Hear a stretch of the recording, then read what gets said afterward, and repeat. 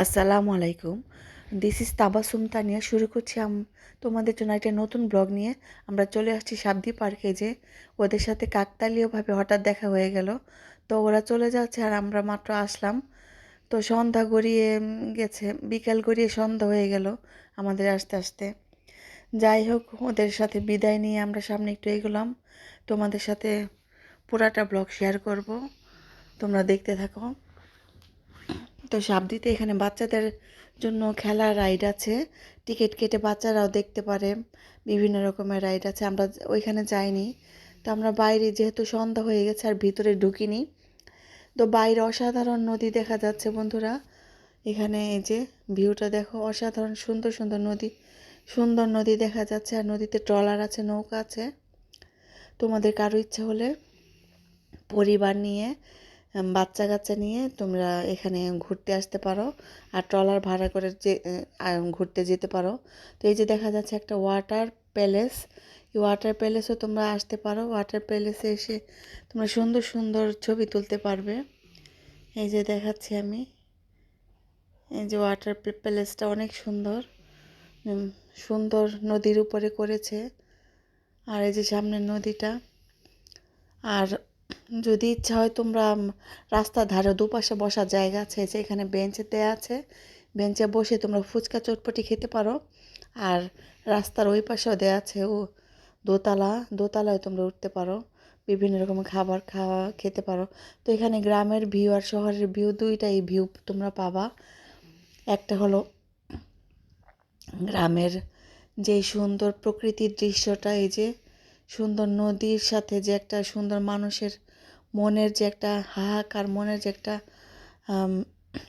করুণ টান, সেটা তুমি উপলব্ধি করতে পারবা। তো আমরা একটু সামনে এগুলাম, দেখতে পেলাম একটা রিসোর্ট দেখা যাচ্ছে, রুফটপ রেস্টুরেন্ট। তো আমরা এই যে সামনে দেখতে পাচ্ছ একটা রেস্টুরেন্টের রুফটপ রেস্টুরেন্ট। আমরা দেখি সেখানে কি আছে। চলো যাওয়া যাক রুফটপ রেস্টুরেন্টে। এই যে চলে আসছে আমরা রুফটপ রেস্টুরেন্টে। তো রুফটপে আমরা প্রথমে দোতলায় উঠলাম, নিচে অবশ্য কিছুই করে না ওরা। তো সরাসরি দোতলায় চলে গেলাম, এই যে যাচ্ছি। আমি অবশ্য এখানে আগে কখনো আসিনি, ফার্স্ট আসলাম। দেখা যাক রুফটপ রেস্টুরেন্টটা কেমন, তোমাদের সাথে সাথে আমি শেয়ার করলাম। এই যে রেস্টুরেন্টটা কিন্তু ওয়াও, অনেক সুন্দর। এখানে অনেকগুলো কর্নার আছে ছবি তোলার, তোমরা যে কোনো একটা কর্নারে ছবি তুলতে পারো। পরিবেশটা অত্যন্ত সুন্দর, ছিমছাম এবং মনোরম পরিবেশ।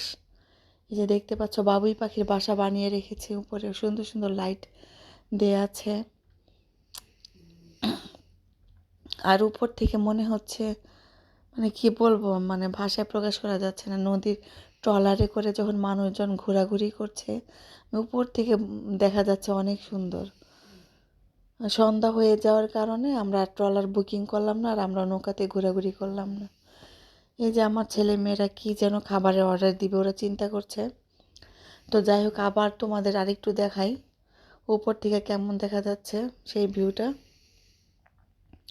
এই যে দেখতে পাচ্ছ নদীটা, নদীতে আরেকটা নৌকা যাচ্ছে, কত সুন্দর নদীর বুকে নৌকা। আর উপর থেকে মনে হচ্ছিল যেন এক টুকরো নদীর উপর আমরা কোনো লঞ্চের উপরে বসে আছি, এরকম মনে হচ্ছিল। অনেক সুন্দর লাগছিল পরিবেশটা, আর একদম নিরিবিলি হওয়ার কারণে খুব ভালো লাগছিল। তবে এখানে তোমরা সব ধরনের পরিবেশই পাবে। তোমরা যদি এখানে বার্গার খেতে চাও, পিৎজা খেতে চাও, সব আইটেমের খাবারই আছে এখানে। তারপরে চাউমিন আছে, মিট বক্স আছে, আরও অনেক কিছু, অনেক ধরনের খাবারই আছে। এই যে দেখতে পাচ্ছ নৌকাটা এখানে বাঁধা আছে। তো বাচ্চাদের জন্য আছে, যেহেতু বড়দের জন্য আছে। তোমরা সপরিবারে, আত্মীয় স্বজন সব ফ্যামিলি নিয়ে আসলে মন্দ হবে না। তবে একা একা ঘুরে এইসব জায়গা মজা নেই, এখানে ফ্যামিলি নিয়ে আসলেই সবচেয়ে ভালো লাগে। আমি তো বারবারই শুধু নদীর দিকে তাকাচ্ছিলাম আর নদীর দৃশ্য উপলব্ধি করছিলাম। এই যে দেখতে পাচ্ছি এখানে কত সুন্দর সুন্দর নৌকো।